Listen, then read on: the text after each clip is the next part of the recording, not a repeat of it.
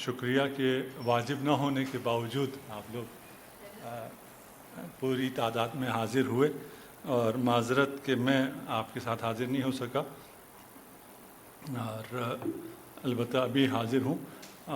دعا ہے انشاءاللہ۔ ویسے تو ابھی روزہ ختم ہو گیا، انرجی زیادہ ہونی چاہیے، لیکن دیکھیے اگر ہم آج کتنا پڑھ سکتے ہیں۔ اگر پڑھنے کا موڈ نہ ہو تو بتا دیجیے گا، ہم مختصر کر لیں گے۔ وَإِذِ ابْتَلَىٰ إِبْرَاهِيمَ رَبُّهُ بِكَلِمَاتٍ فَأَتَمَّهُنَّ۔ جی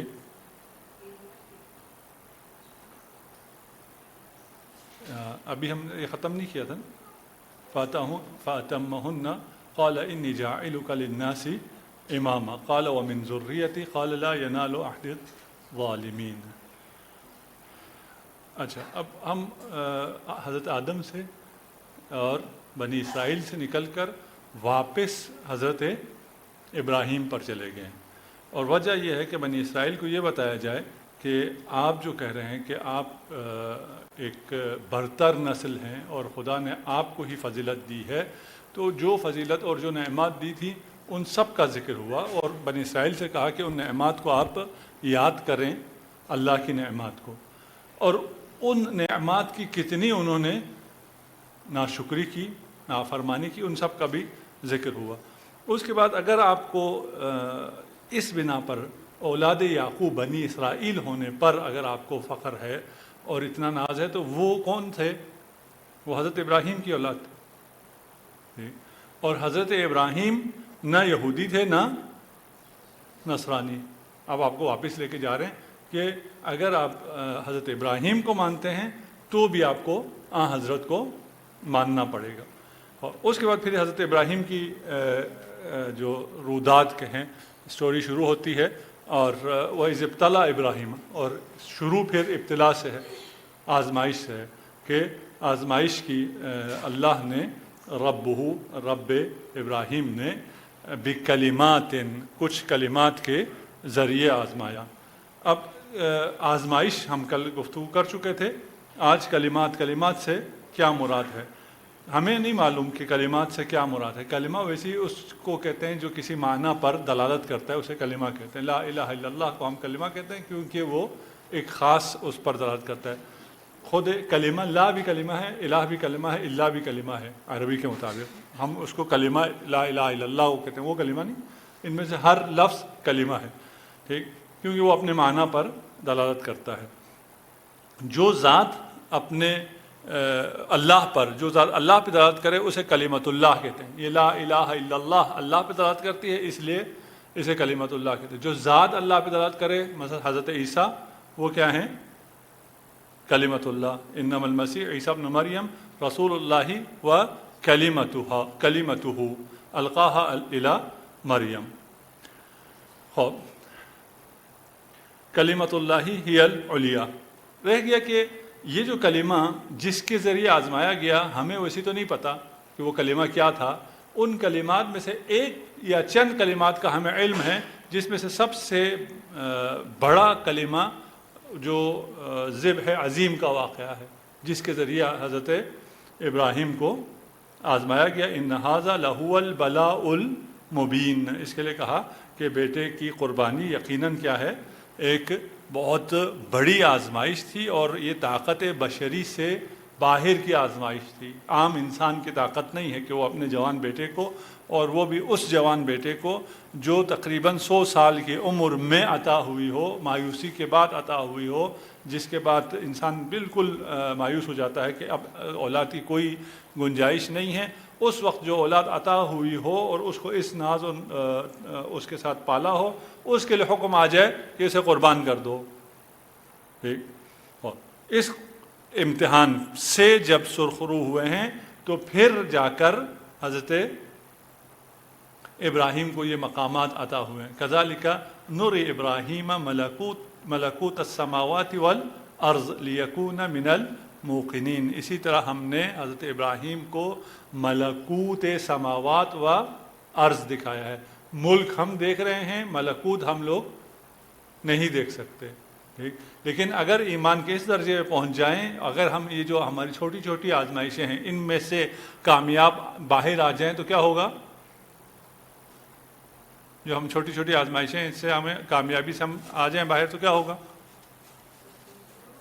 جی سکون مل جائے گا,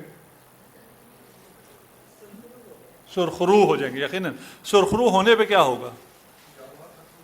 جی حجابات ہٹنا شروع ہو جائیں گے. کوئی حجاب نہیں ہٹے گا.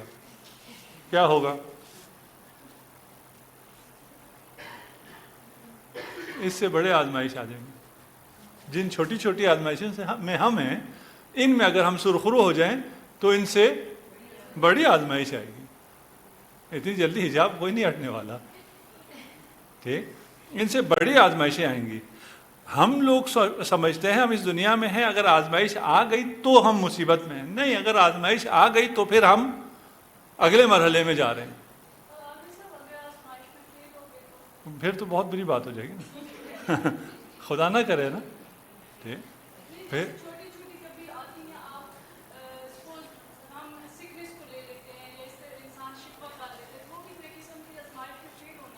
ہاں وہی کہہ رہے ہیں نا, ہم ان چھوٹی چھوٹی آزمائش میں اگر کامیاب ہوئے تو ہم ان سے بڑی آزمائش میں چلے جائیں گے.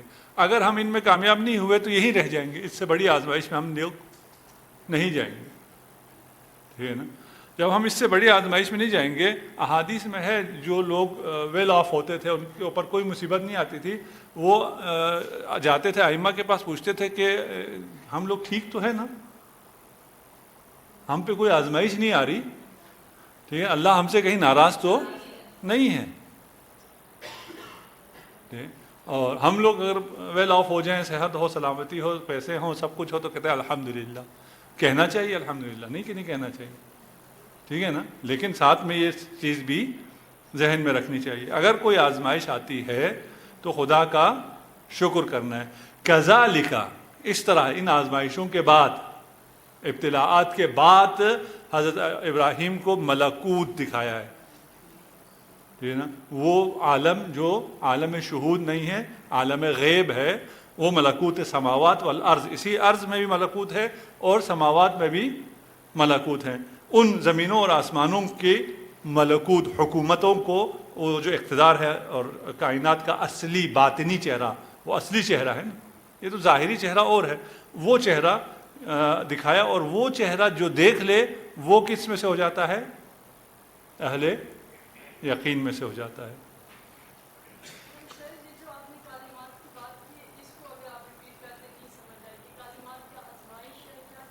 کلمات, ہم نے کہا کلمات ہمیں نہیں معلوم کیا ہے, ٹھیک ہے نا, لیکن یقیناً جو آزمائشیں ہوئی ہیں وہ کلمات کے ذریعے ہوئی ہیں. ان میں سے کچھ کو قرآن نے بیان کیا ہے. ایک وہ قربانی تھی, جوان بیٹے کی قربانی, ٹھیک ہے نا. یہ ان آزمائشوں میں سے ایک آزمائش ہے, کیونکہ قرآن نے کہا ہے کہ یہ ان آزمائش میں سے. ان کے علاوہ اور وہ کون سے کلمات تھے, کلمات جن کے ذریعے آزمایا گیا ہے حضرت ابراہیم کو, اس کا ہمیں علم نہیں ہے. اس کے علاوہ ویسی تو جو ہجرت کرنا ہے, ادھر وادی غیر زیزر میں آنا ہے, بچے کو وہاں چھوڑ کے جانا ہے, یہ ساری آزمائشیں ہیں نا جو حضرت ابراہیم کی ہیں. ٹھیک, ان تمام آزمائشوں سے جنہیں خدا نے کلمات کہا ہے, فَأَتَمَّهُنَّ, ان کلمات کو حضرت ابراہیم نے تمام کر دیا. ٹھیک ہے, تمام کیا یعنی ان امتحانات کو پورا کیا. پھر قال انی جاعلک للناس اماما. ٹھیک, جب ان تمام امتحانات سے سرخرو ہو گئے اور ملکوت کو دیکھ لیا, اس کائنات کی حقیقت کو دیکھ لیا, انسان کے لیے جو سب سے ضروری ہے وہ حقیقت بین ہو جائے, وہ ملکوت بین ہو جائے. اسے یہ پتہ ہو کہ اس کائنات میں کس کی حکومت ہے, کس کی چلتی ہے, اس کی جہان بینی, اس کا ورلڈ ویو ٹھیک ہو جائے, کلیئر ہو جائے, ادھر اس کے ورلڈ ویو میں کوئی ابہام نہ ہو, بالکل واضح اسے نظر آ رہا ہو یہ سارا کائنات اللہ کے حکم پہ چل رہا ہے, وہ قادر مطلق ہے, کوئی اس کی مرضی کے خلاف کچھ بھی نہیں ہو رہا, اور جو کچھ ہو رہا ہے وہ سب آپ کے فائدے میں ہو رہا ہے. اگر آپ اللہ کے بندے ہیں تو جو کچھ ہو رہا ہے یہ سب آپ کے فائدے میں ہو رہا ہے. یہاں بظاہر اسماعیل کو ایک ایسی جگہ جہاں پانی بھی نہیں ہے، آبادی بھی نہیں ہے، اس کے اطراف میں درندے بھی ہیں، وہاں چھوڑ کے واپس جانا یہ تو اس کے نقصان میں تھا، ظاہر یہ ہے. لیکن ملکوت کیا ہے؟ یہ اسماعیل کو زندہ جاوید کر رہے ہیں. یہ جو قربانی ہو رہی ہے، اس قربانی کو خدا نے قبول کیا اور حضرت ابراہیم کو امام بنایا. کس کے لیے امام بنایا؟ للناس، تمام لوگوں کے لیے امام بنایا. یہ آزمائشیں حضرت ابراہیم کے لیے بری تھیں یا اچھی تھی؟ اچھی تھی. ظاہر میں بہت بری چیزیں لگ رہی تھیں، لیکن ملکوت دیکھنے کے بعد انسان کو پتا ہے کہ جو کچھ میرے ساتھ ہو رہا ہے وہ میرے فائدے میں ہو رہا ہے. ٹھیک، وہ میرے فائدے میں کب ہوگا؟ جب میں خالق کائنات، مدبر کائنات کے ساتھ ہوں. اگر میں نے اپنے آپ کو اس کے حوالے کر دیا ہے تو کوئی چیز میرے خلاف جا ہی نہیں سکتی ہے. ٹھیک، اب یہ جو امامت ملی ہے کس کو؟ حضرت ابراہیم کو.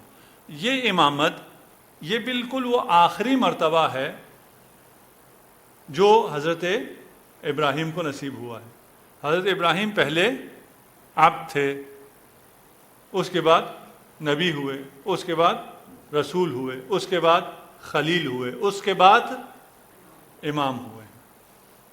ٹھیک، اور کچھ لوگوں کو یہاں مشکل ہے، وہ کہتے ہیں جی یہاں جو امام ہوئے ہیں اس کا مطلب یہ ہے کہ یہ رسول ہی ہوئے ہیں. رسول اور امام میں فرق ہی کیا ہوتا ہے؟ بلکہ رسول بہتر ہوتا ہے وغیرہ، اس قسم کی کافی ابحاث. ہم قرآن کے مطابق جا رہے ہیں. قرآن نے کہا کہ جب امامت دی اس وقت حضرت ابراہیم رسول تھے. یہ ہمیں قرآن سے ثابت ہے. الحمدللہ الذی وہب لی علی الکبر اسماعیل و اسحاق. قرآن سورہ ابراہیم. ٹھیک، حمد ہے اس ذات کی جس نے مجھے اسماعیل اور اسحاق کب عطا کیے؟ بڑھاپے میں. ٹھیک، یعنی حضرت ابراہیم جب بڑھاپے میں پہنچ گئے تھے اس وقت رسول تھے یا نہیں تھے؟ وہ تو ان کی جوانی کے واقعات ہیں نا، بت شکنی کے اور باقی منجنیق اور آگ اور فلان، وہ سب رسول بھی تھے اور جوانی تھی اس کے وقت کے ہیں. وہ تو رسول تھے. ابھی یہ نہ آزمائش، یہ اس لیول کی آزمائش نہیں آئی تھی. آگ میں ڈالے گئے تھے، باقی آزمائشیں تھیں، اس لیول کی آزمائش ابھی نہیں آئی تھی. یہ آزمائش جب پوری کی تو ایک رسول جو پہلے سے رسول تھا اب جا کر لوگوں کا امام بن گیا ہے. ایک نبوت کیا ہوتی ہے؟ عبد کیا ہے؟ انشاءاللہ ہم سب عبد ہیں. اللہ کے بندہ ہونا، اللہ کی بندگی میں اگر ہم آ جاتے ہیں ہم سب عبد ہیں، جو حضرت ابراہیم پہلے عبد تھے. اس کے بعد جو منزل ملتی ہے انسان کو وہ نبوت کی ہے. نبوت کا مطلب یہ ہوتا ہے کہ وہ خواب میں کچھ آوازیں سنتا ہے، وحی کو استلام کرتا ہے، وحی دریافت کرتا ہے. ٹھیک، اور وہ جو الہی پیغام ہے جو خواب کی حالت میں لے وہ کیا ہے؟ نبی ہے. ٹھیک، نبوت سے پھر اس کے بعد رسالت کا مرحلہ آتا ہے. رسالت کا مرحلہ وہ ہے جب خواب کی حالت میں نہیں ہے بلکہ جبرائیل یا کوئی فرشتہ اس کے سامنے وحی لے کے آ جاتا ہے. تو یہ کون ہے؟ رسول ہے. امامت کا جو مرتبہ ہے وہاں امامت اگر اس کو تبلیغ بھی کرنا ہو اس رسالت کو، نبوت میں اس تک آ گئی تھی، ضروری نہیں ہے جو نبی ہو وہ آگے پہنچانے پر مجبور ہو یعنی اس کی ذمہ داری ہو. ٹھیک، رسول بھی آ کے فرشتے نے سامنے آ کے پیغام دے دیا لیکن آگے پہنچانا اس پر واجب نہیں ہے. لیکن اگر وہ لوگوں کا امام ہے تو پھر وہ مقام ارشاد پر بھی آ جاتا ہے، مقام ولایت پر بھی آ جاتا ہے. ٹھیک، اب اس کی حاکمیت ہو جاتی ہے مومنین پر اور وہ اولا بالنفس ہو جاتا ہے. مومنین کی جانوں سے زیادہ اس امام کو اس پر حق تصرف حاصل ہو جاتا ہے. النبی اولا بالمؤمنین من انفسہم. النبی یعنی رسالت ماپ کے لیے کہا ہے. وجعلنا منہم ائمۃ یہدون بامرنا لما صبروا. ٹھیک. ہم نے جس کو بھی امام بنایا ہے اس سے پہلے امتحان لیا ہے، اور امتحان میں جب انہوں نے صبر کیا اور وہ سرخرو ہوئے تو پھر ہم نے ان کو امام بنایا. وَكَانُوا بِآيَاتِنَا يُوقِنُونَ، اور یہ امام جو ہیں وہ ہماری ہدایت پر، حکم پر عمل کرنے والوں میں سے ہیں. یوم ندعو کل اناس بامامہم، اس کا کیا مطلب ہے؟ قیامت کے دن ہر گروہ کو ان کے امام کے ساتھ بلایا جائے گا. ندعو، ٹھیک. اس کا مطلب کیا ہوا؟ ہر زمانے میں امام ہے. اگر ہر زمانے میں امام نہیں ہے، ٹھیک، تو اگر آج کے زمانے میں امام نہیں ہے تو ہمیں کس کے ساتھ بلایا جائے گا؟ ٹھیک. صحیح قرآن کی آیت ہے، اس کا مطلب ہے کہ ہر زمانے میں امام ہے اور ہمیں اس کی امامت کا قائل ہونا چاہیے. ٹھیک. متفقن علیہ احادیث ہیں، ہم ابھی ان میں نہیں جاتے. ٹھیک.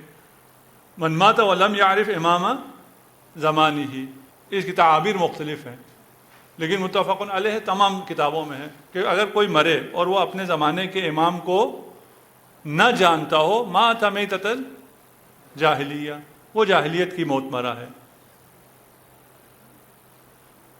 ٹھیک. خواب اب ہوا کیا؟ نبی، رسول اور امام. ٹھیک. بنی اسرائیل میں ہم نے یہ پڑھا، ابھی بنی اسرائیل کا سارا قصہ پڑھنے کا مطلب یہ ہے کہ ہمیں ایک پورا سسٹم پتہ چل گیا کہ اللہ کی ہدایت کا سسٹم کیا ہے. ٹھیک. وہاں کہا موسیٰ کو بھیجا، ان کے بعد پہ در پہ نبیوں کو بھیجا، پھر عیسیٰ کو بھیجا. ٹھیک. یہ جو پہ در پہ نبی آئے ہیں یہ رسول تھے، ان میں کچھ رسول بھی تھے، کچھ صرف نبی تھے. ٹھیک. جو صرف نبی تھے ان کا کام کیا تھا؟ صرف خود حقائق کو درک کر لینا اور اس کو پھیلانا. حکومت کا قیام نبی کا کام نہیں ہے.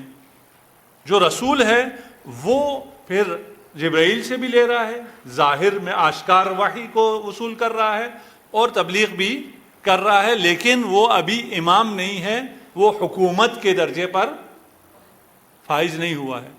اس کے بعد یہ رسول جو خود حضرت ابراہیم کی زندگی میں یہ جا کے 100 سال کے بعد جا کر امام بنے ہیں. ٹھیک.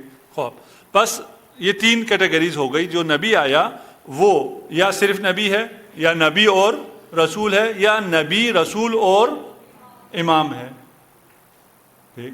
خوب یہ جو حکومت قائم کر رہا ہے یہ کس کے بنیاد پر حکومت کر رہا ہے؟ اس شریعت کی بنیاد پر حکومت کر رہا ہے جس کا وہ خود رسول ہے.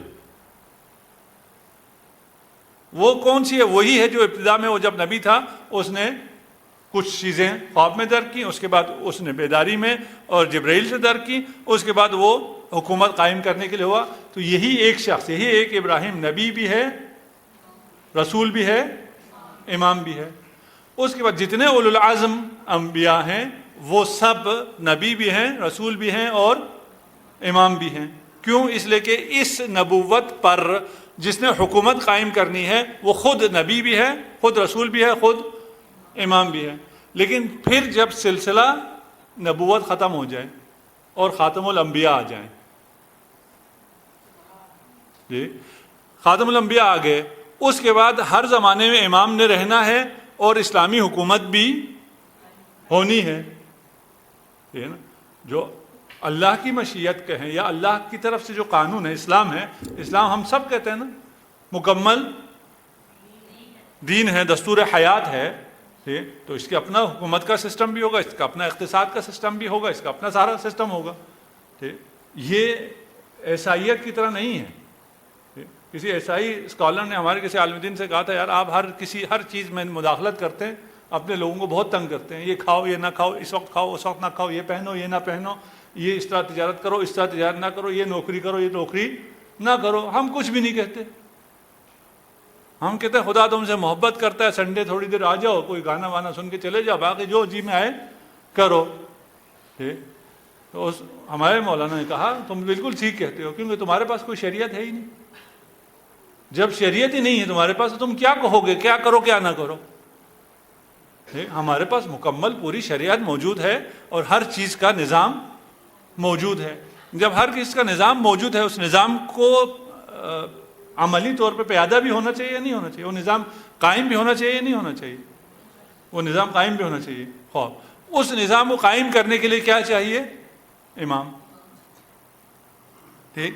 اب جب یہ خاتمیت آ گئی تو اب نہ نبی آئے گا نہ رسول آئے گا، وہی جو آخری رسول ہیں اس کی شریعت کو قائم کرنے کے لیے امام چاہیے.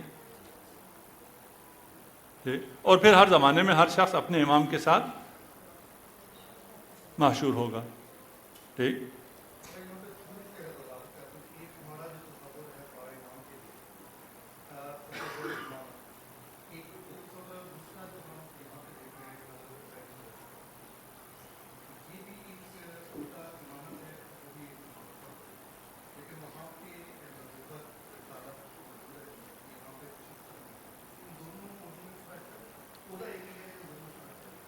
نہیں ابھی ہم نے بیان کر دیا نا، یہ سارے یہی کہہ رہے تھے کہ پہلے حضرت سے پہلے ایک ہی شخص نبی رسول امام ہوتا تھا.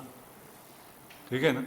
کیوں ہوتا تھا؟ اس لیے کہ اس امام نے جو شریعت کو قائم کرنا تھا، جس شریعت کو کی حکومت کو قائم کرنا تھا، اس کا وہ خود صاحب شریعت بھی ہوا کرتا تھا. ٹھیک. جو کیونکہ اس سلسلے میں آخری مرتبہ امامت کا ہے، تو جس کو امامت ملے گی اس کو اس سے پہلے کی رسالت بھی ملے گی. کیونکہ رسالت ختم نہیں ہوئی تھی، رسولوں کے آنے کا سلسلہ تھا. اس کے بعد جب رسالت ختم ہے، نبوت ہو گئی. رسالت اب حضرت کے بعد کوئی اور رسول نہیں آئے گا. ٹھیک. لیکن اسلام کی حکومت ہوگی یا نہیں ہوگا؟ اسلام نافذ ہوگا یا نہیں ہوگا؟ ہوگا. تو نبوت اور رسالت اور وحی کا مزید آنے کا سلسلہ ختم ہو گیا. اب اور کوئی نبی نہیں ہوگا اور کوئی رسول نہیں ہوگا، لیکن اسی رسول کی شریعت کو قائم کرنے والا کوئی ہوگا یا نہیں ہوگا؟ وہ ہوگا. یہ ہمارا امامت کا جو نظریہ ہے وہ یہ ہے. اس لیے ہم اپنے ائمہ کو یہ نہیں کہتے کہ ان کو کوئی حق تشریع حاصل ہے. شارع ویسے مجازن کہتے ہیں. ٹھیک. وَإِلَّا شارع جو شرع کو وضع کرتا ہے، حلال کو حلال کرتا ہے، حرام کو حرام کرتا ہے، وہ صرف خدا ہے. خدا کے علاوہ کوئی نہیں ہے. شریعت محمدی آ گئی، اس کے بعد حلال محمد حلال الی یوم القیامہ و حرام حرام الی یوم القیامہ، اور کوئی حلال حرام کو تبدیل نہیں کر سکتا. لیکن ان کو قائم کرنا ہے یا نہیں کرنا؟ ان کو قائم کرنا ہے. ان کو قائم کرنے کے لیے امامت چاہیے.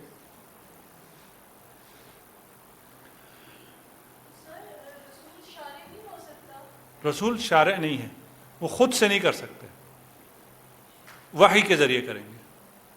ویسے کہتے ہیں تسامحاً کہتے ہیں رسول شارع ہے، صاحب شریعت ہے. لیکن اگر اس کو صحیح وہ کرے، حقیقی معنوں میں کہیں، رسول شارع نہیں ہے. رسول کو جو وحی آئے گی وہی کہے گا، اس کے علاوہ نہ کسی چیز کو خود سے. ایک تو ہوتا ہے نا خدا کی وحی کی وجہ سے حلال حرام کہہ رہے، ٹھیک ہے نا، اس کے علاوہ نہیں. وَإِلَّا ہم نے ابھی جو حدیث سنائی، ہم نے کہا حلال محمد حلال، یہ بھی حلال محمد نہیں، یہ بھی در حقیقت حلال خدا ہے. واضح ہے نا. حضرت کو بھی خدا نے کہا ہے، لیکن کیونکہ ہمیں حضرت نے پیش کیا اس لیے ہم حضرت کی شریعت کہتے ہیں. حضرت کی شریعت کا مطلب یہ نہیں ہوتا کہ انہوں نے خود سے کوئی چیز بیان کی ہے، خود سے انہوں نے کچھ بھی بیان نہیں کیا. یہ سب حلال اور حرام خود خدا نے بیان کیا ہے. وَإِذِ ابْتَلَىٰ إِبْرَاهِيمَ رَبُّهُ بِكَلِمَاتٍ فَأَتَمَّهُنَّ قَالَ إِنِّي جَاعِلُكَ لِلنَّاسِ إِمَامًا وَقَالَ مِن ذُرِّيَّتِي. آج ہمیں ٹائم پتہ نہیں ہے کب تک جانا ہے. آپ 10 منٹ اور 10 منٹ مشکل ہو گیا، 15 منٹ دے دیں. ٹھیک. اچھا چلیے. اچھا چلے ہم اس کو اسی آیت کو آج کمپلیٹ کر لیتے ہیں، جتنا بھی ہو جائے، آگے نہیں جاتے. ٹھیک. اچھا ہوا کیا ہے ہوا یہ ہے کہ حضرت ابراہیم کو اپنی زندگی کا جو سب سے بڑا میڈل اور سب سے بڑی کامیابی مل سکتی تھی وہ مل گئی ہے، وہ بھی مفت میں نہیں، ایک طویل آزمائش اور جد و جہد کے بعد ایک مقام ملا ہے، اور جو آپ فرض کر لیں آپ نے اپنی ساری زندگی لگا دی، اور وہ ساری زندگی لگانے کے بعد آپ کو جو چیز مل گئی خدا کی طرف سے، عام دنیاوی بات نہیں کر رہا، ٹھیک، وہ مل گئی، اس کے بعد آپ کیا کریں گے؟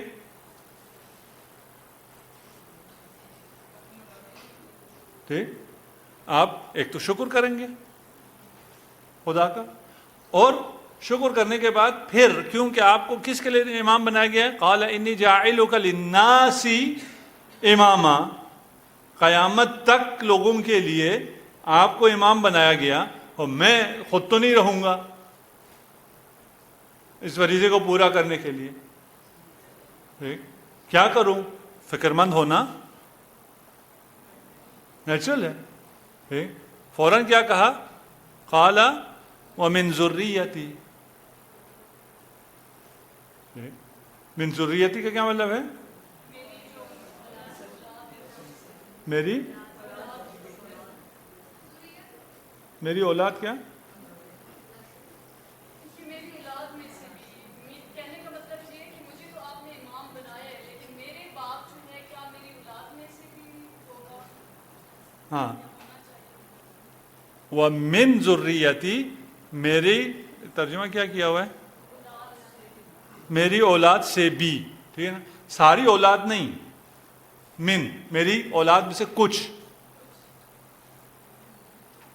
ٹھیک ہے نا، ومن ذریتی، ٹھیک، یہ ٹائٹل جو ملا میں نے انتہائی محنت سے حاصل کیا، میں چاہتا ہوں یہ میری اولاد کو بھی حاصل ہو، لیکن یہ ساری اولاد کو نہیں، ٹھیک ہے نا، من ذریتی، لی ذریتی نہیں کہا، یہ جو بنی اسرائیل کہتے ہیں ہم چوزن ہیں اور ہم کیونکہ نسلاً ہی ممتاز ہیں، ٹھیک، آپ حضرت ابراہیم کی نسل میں سے ہو، حضرت ابراہیم بھی اپنی ساری نسل کے لیے دعا نہیں کی، ٹھیک ہے نا، اپنی نسل میں سے بھی ان کے لیے دعا کی جو اس کے اہل ہوں گے، ٹھیک ہے نا، ومن ذریتی، قرآن میں بھی ہے ومن ذریتہما محسن وظالم، حضرت ابراہیم اور حضرت اسحاق کی نسل میں ذریت میں محسن بھی تھے، نیکوکار بھی تھے، اور ظالم بھی تھے، ٹھیک، خوب، اسی لیے دعا بھی کس کے لیے کی ہے؟ سب کے لیے نہیں کی، کچھ کے لیے کی، قال لا ینال عہدی الظالمین، یہ جو میرا عہد ہے یہ عہدہ ظالموں کو نہیں ملے گا، یہ تاکید ہے نا، خود حضرت ابراہیم نے بھی نہیں مانگا، اپنے ظالم اولاد کے لیے نہیں مانگا، اسی لیے کہا نا سب اولاد کے لیے نہیں کہا، ٹھیک، یہ بنی اسرائیل کو کہا جا رہا ہے بھائی آپ کے لیے نہیں ہے حضرت ابراہیم کی دعا، آپ میں سے محسنین کے لیے ہے، ٹھیک، خوب، یہاں نسل ابراہیم میں سے 4 قسم کے لوگ ہو سکتے ہیں، پہلے جو ساری زندگی ظالم رہے ہوں،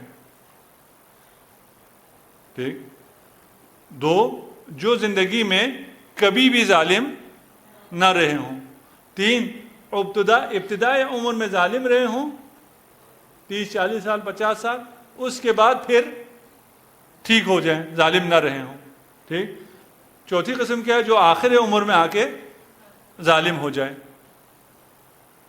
پہلے اور چوتھے کے لیے تو حضرت ابراہیم خود نہیں مانگیں گے، جو ساری زندگی ظالم ہو اس کو تو نہیں کہیں گے عہدے امامت دے دو، ٹھیک، جو آخر عمر میں آ کے ظالم ہو جائے اس کے لیے بھی نہیں کہیں گے، خود حضرت ابراہیم بھی نہیں کہیں گے کہ اس کے لیے عہدے امامت کی درخواست کرتا ہوں۔ 2 کون سے رہ گئے؟ جنہوں نے کبھی ظلم نہیں کیا، جنہوں نے کبھی کبھار ظلم کیا ہو، ٹھیک، خدا نے کہا جنہوں نے کبھی ظلم نہیں کیا یہ عہدہ میں ان کو دوں گا، ٹھیک، ہاں، ان الشرک لظلم عظیم، اگر شرک ہے تو وہ تو عظیم ظلم ہے، ٹھیک ہے نا، جس نے کوئی ظلم نہ کیا ہو. یہاں تو صرف ظلم ہے نا, ظالم کہیں کسی بھی ظلم کا مصداق قرار پائے. شرک ظلم عظیم ہے, گناہ ظلم ہے اللہ کے لیے, اللہ کے حق میں ظلم ہے. شرک بھی اللہ کے حق میں ظلم ہے نا, گستاخی ہے, ظلم گستاخی. ظلم کو کیا کہتے ہیں؟ جو چیز جہاں ہے وہاں نہ رکھی جائے, اس کو غلط جگہ پہ رکھنے کو ظلم کہتے ہیں. جو چیز جہاں کی ہے وہاں رکھیں, عادل ہے. جو چیز جہاں کی ہے وہاں نہ رکھیں, دوسری جگہ رکھیں, وہ ظلم ہے. ٹھیک. ظالم کا مطلب جو ایک لمحے کے لیے بھی کفر کرے, شرک کرے, کسی بت کی پرستش کرے, وہ ظالم ہے. جو اللہ کی معصیت کرے, گناہ کرے, وہ بھی ظالم ہے. ٹھیک. الذین آمنوا لم یلبسوا ایمانہم بظلم, جو لوگ ایمان لے کے آئے اور انہوں نے اپنے ایمان کو ظلم کے ساتھ ملوث نہیں کیا, اولئک لہم الامن وہم المہتدون, امن بھی انہی کے لیے ہے اور ہدایت یافتہ بھی یہی لوگ ہیں. امام جعفر صادق علیہ السلام کی حدیث ہے, صلی اللہ. اس کا خلاصہ میں بیان کر چکا ہوں, لیکن پھر بھی آپ حدیث میں بیان کر دیتا ہوں. ان اللہ عز وجل اتخذ ابراہیم عبدا قبل ان یتخذہ نبیا. اتنی عربی آتی ہے نا آپ لوگوں کو, اس کا ترجمہ نہ کروں جی. ان اللہ, پہلے جملے کروں گا, اگلے جملے آپ لوگوں کو سمجھ میں آنا چاہیے. ان اللہ, انا کا مطلب بھی آتا ہے, اتنا قرآن پڑھنے کے بعد ہمیں انا آتا ہے. اللہ کا مطلب بھی ہمیں آتا ہے. ٹھیک. میں ایک بات اور ہمیشہ اپنے اسٹوڈنٹ سے بھی کہتا ہوں, کیونکہ ہماری کتابیں عربی میں ہوتی ہیں, وہ جب ہم عربی پڑھ رہے ہوتے ہیں بہت سے لوگ سنتے ہی نہیں ہیں کہ ابھی تو یہ اردو میں بتائے گا تو کیا کرنا ہے عربی کو سن کے. اگر سن لیں تو یہ بھی سمجھ میں آ جاتا ہے. ٹھیک. دیکھیں آپ نے کہا ابھی سمجھ میں نہیں آیا, ابھی سب آپ کو سمجھ میں آ گیا. انا سمجھ میں آ گیا, اللہ سمجھ میں آ گیا, عز و جل سمجھ میں آ گیا, اللہ عز و جل سمجھ میں آتا ہے. ٹھیک. اتخذ ابراہیم عبدا, سمجھ میں آ گیا. ہاں, اتخذ عکس کرنا, ابراہیم کو عبدا, عبد لیا. ٹھیک ہے. قبل ان یتخذہ نبیا, نبی بنانے سے پہلے عبد بنایا. وان اللہ اتخذہ نبیا قبل ان یتخذہ رسولا, رسول سے پہلے نبی بنایا. وان اللہ اتخذہ رسولا قبل ان یتخذہ خلیلا. ٹھیک ہے. وان اللہ اتخذہ خلیلا قبل ان یجعلہ اماما. یہاں تک سمجھ میں آ گیا. فلما جمع لہ الاشیاء, جب یہ سب چیزیں, عبد بھی ہے, نبی بھی ہے, رسول بھی ہے, خلیل بھی ہے, امام بھی ہے. ٹھیک ہے. جب یہ جمع ہو گئی, قال انی جاعلک للناس اماما.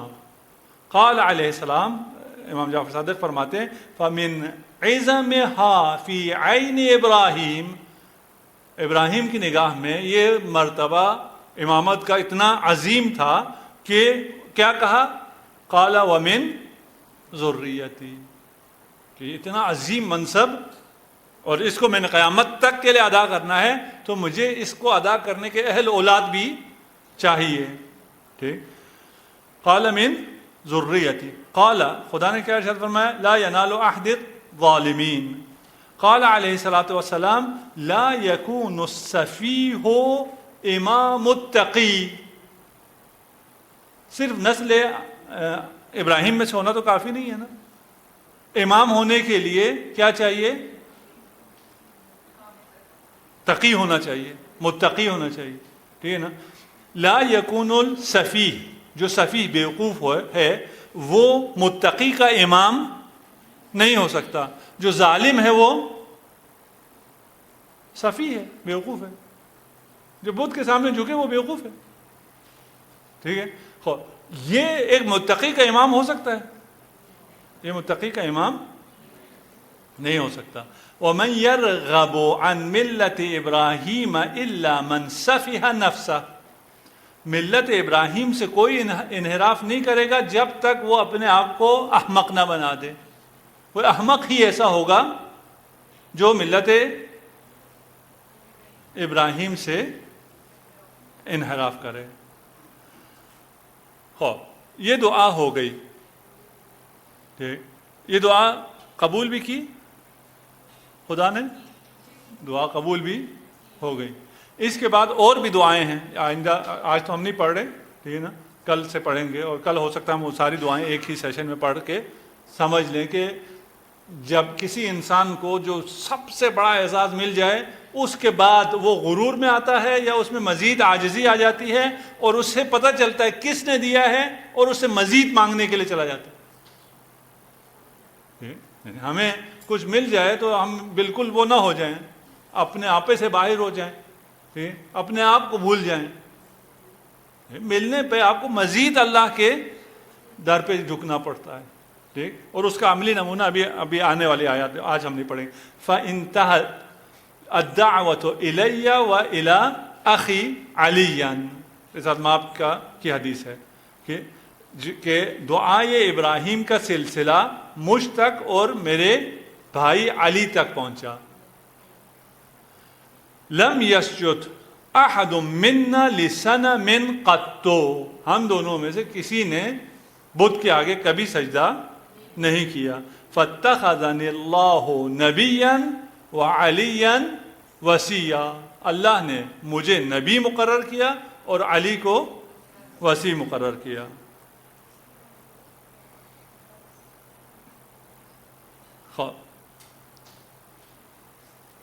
آج کے لیے پھر انشاءاللہ ہم اتنے پہ اکتفا کرتے ہیں۔ آپ لوگوں کے صبر کا بھی ہم کو داد دیتے ہیں، اس روزوں میں دن میں آتے رہے ہیں، اور آج رات کے لیے کہا، آج بھی پوری تعداد میں انشاءاللہ تشریف لائے ہیں، اور خدا کرے ہم ان سفیہ بیوقوف لوگوں میں سے نہ ہوں جو ملت ابراہیم کو چھوڑ دیں، اور ہم ان لوگوں میں سے ہوں جو امام برحق کے ساتھ کل قیامت کو محشور ہوں، اور انشاءاللہ ہم سرخرو ہوں۔ السلام علیکم ورحمۃ اللہ وبرکاتہ۔